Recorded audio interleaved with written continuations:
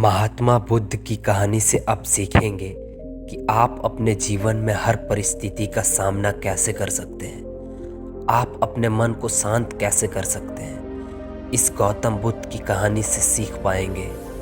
दोस्तों, हमारे जीवन में मन के बिना कुछ सलाह विचार नहीं कर सकते, इसलिए मन को शांत रखना बहुत ज़रूरी है। एक बार गौतम बुद्ध अपने शिष्यों के साथ एक गांव की तरफ जा रहे थे।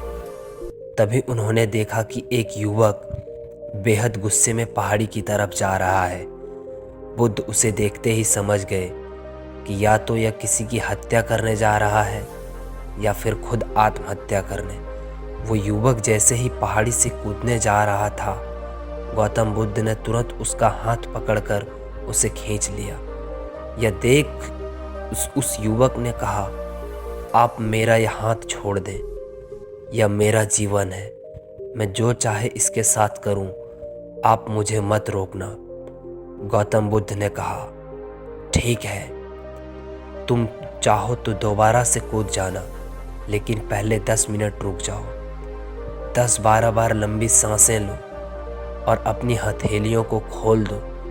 उसके बाद ही मैं तुम्हें दोबारा आत्महत्या करने दूंगा, उससे पहले नहीं। युवक बोला, आप मुझे बेकार ही इतना परेशान कर रहे हैं, मैं पहले से ही इतना परेशान हूँ, लेकिन अगर आप कहते हैं तो ठीक है, मैं 10-12 बार लंबी सांसें लेता हूँ, अपनी हथेलियाँ खोल देता हूँ, उसके बाद आप मुझे आत्महत्या करने से नहीं रोकेंगे। उस युवक ने अपनी आंखें बंद की, 10 बार लंबी सांसें ली, अपनी हथेलियों को खोला और फिर धीरे धीरे अपनी आंखें खोली। फिर महात्मा बुद्ध ने कहा, ठीक है, अब तुम जा सकते हो। वह युवक पहाड़ी की तरफ गया। उसने जैसे ही कदम आगे बढ़ाए, पहाड़ी के नीचे देखा, वह देखते ही पीछे हट गया और वापस जाकर बुद्ध से बोला, आप कौन हैं? आपसे तेजस्वी व्यक्ति मैंने आज तक नहीं देखा। अभी मेरे साथ क्या हुआ है, क्या आप मुझे समझा सकते हैं? कुछ वक्त पहले तो मैं इस पहाड़ी से कूद जाता, लेकिन अब एक भय उत्पन्न हो गया है। बुद्ध मुस्कुराए और बोले, जब तुम पहाड़ी से कूदने वाले थे तब तुम्हारे अंदर क्रोध था। क्रोध सोचने समझने की शक्ति को नष्ट कर देता है। हमारी बुद्धि उस वक्त काम करना बंद कर देती है। उस समय तुम फिर वो करते हो जो तुम्हारा मन कहता है। उस समय तुम क्रोधित, तुम्हारा मन एक जगह नहीं था।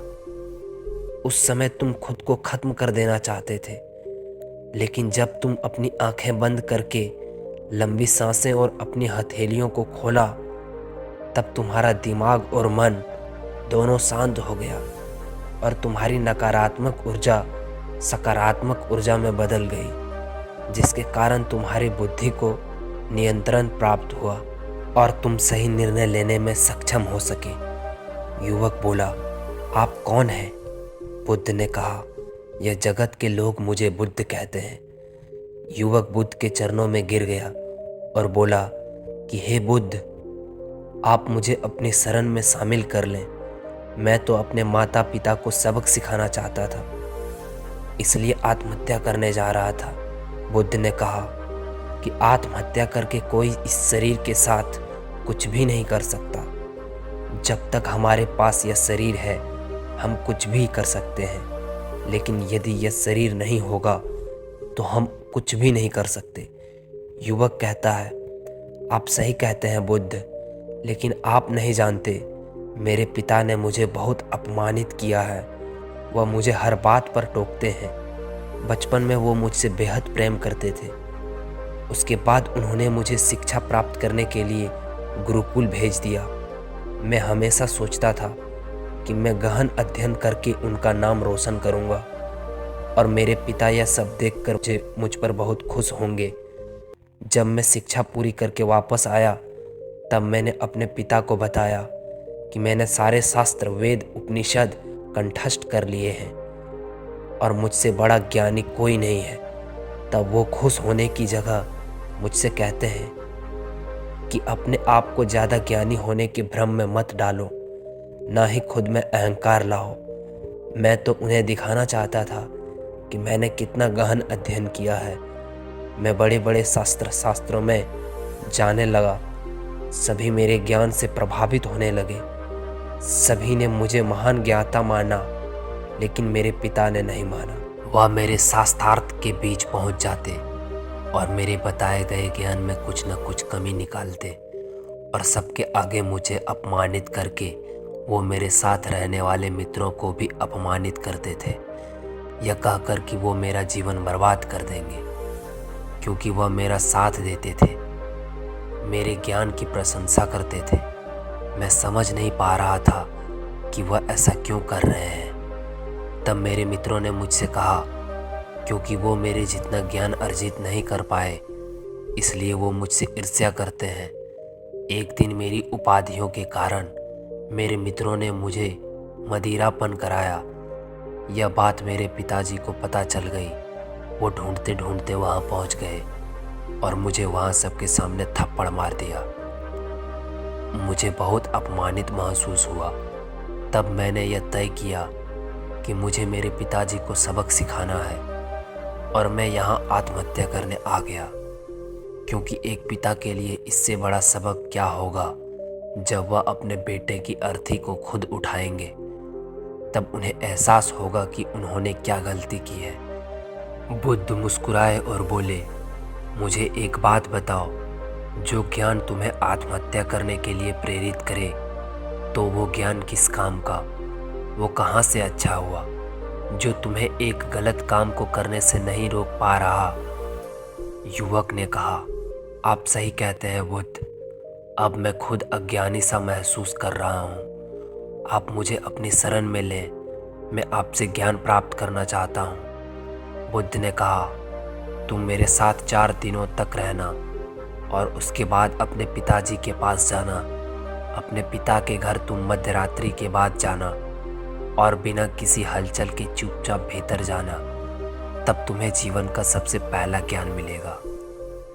वो युवक 4 दिनों तक बुद्ध के पास रहा और उसके अगले दिन पिता के पास चला गया। जब मध्यरात्रि वो अपने घर पहुंचा तो उसने देखा कि उसकी माताजी बिस्तर पर बहुत बीमार पड़ी है और युवक के पिता से कहती है कि तुम्हारा सख्ती के कारण आज मेरा बेटा मुझसे दूर है। अगर तुम इतने सख्त नहीं होते तो आज घर छोड़कर नहीं जाता। वो युवक अपनी पत्नी की तरफ देखता है। वो देखता है कि उनकी आँख में आज तक आंसू नहीं देखे थे। आज वो नम आँखों के साथ बैठे हैं। उसके पिता कहते हैं, मैं उसे दुख नहीं देना चाहता था, बस उसके अंदर अहंकार न आए उसे दूर करता था। जितना प्रेम तुम मुझसे करती हो उससे कई ज़्यादा मैं उससे करता हूँ। तभी उसके अंदर की कमियों को वहाँ जाकर बताता था, ताकि मुझे सुन कोई और भी उसे उसकी कमी बता सके और उसे अपने ज्ञान पर कभी घमंड ना हो, क्योंकि व्यक्ति का अहंकार उसे हमेशा ले डूबता है। लेकिन उस भीड़ में मेरे सिवा कोई नहीं होता था जो उसको उसकी गलतियों के बारे में बताए। तब मैंने तय किया कि मैं उसे उसकी गलतियों से अवगत कराऊंगा, लेकिन वो मेरी ना सुनकर हमेशा अपने मित्रों की सुनता था। और एक दिन जब उसने मदिरापन किया तब मेरा दिल दुखा और तब मुझे लगा कि शायद मेरी परवरिश में कोई कमी थी। मैं ही एक अच्छा पिता नहीं बन सका जो मेरे बेटे ने ऐसे किया। लेकिन तुम चिंता मत करो, मैं उसे कहीं से भी ढूंढ कर ले आऊँगा। जितना प्रेम तुम मुझसे करती हो उससे कई ज़्यादा मैं उससे करता हूँ। युवक की माता कहती है कि मैंने उसे हर जगह ढूंढा लेकिन वो कहीं नहीं मिला और मेरा मन कहता है कि यहाँ से कुछ दूर एक गांव में गौतम बुद्ध रुके हैं। वह जरूर वहीं होगा, तुम उसे वहाँ जाकर देखो। ये सारी बातें युवक खड़ा होकर सुन रहा था। उसकी आंखों से आंसू बह रहे थे।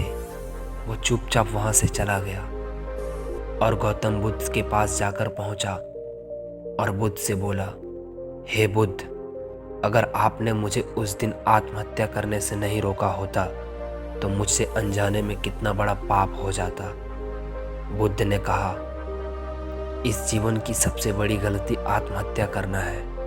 ये जीवन तुमने खुद नहीं लिया है, उसे तुम्हें दिया गया है, तो तुम्हें कोई हक नहीं है कि तुम उसे खुद नष्ट कर दो।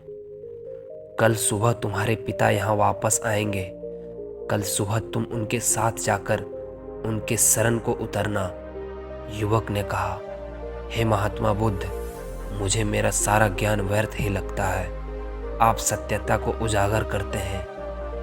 मैं आपके साथ रहकर आपसे ज्ञान प्राप्त करना चाहता हूँ। मुझे अपने संग में आप शामिल कर लें। बुद्ध ने कहा, कल सुबह जब तुम्हारे पिता आएंगे तब तुम उनसे बातचीत करना और उनसे आज्ञा लेना, और तब तुम्हें लगे कि तुम्हें ज्ञान प्राप्ति की ज़रूरत है तो संघ के दरवाजे सभी के लिए खुले रहते हैं।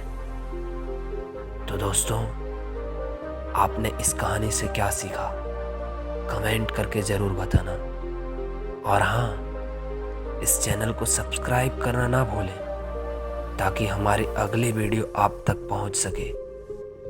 तो मैं मिलूँगा आपसे अगली वीडियो में। तब तक के लिए धन्यवाद।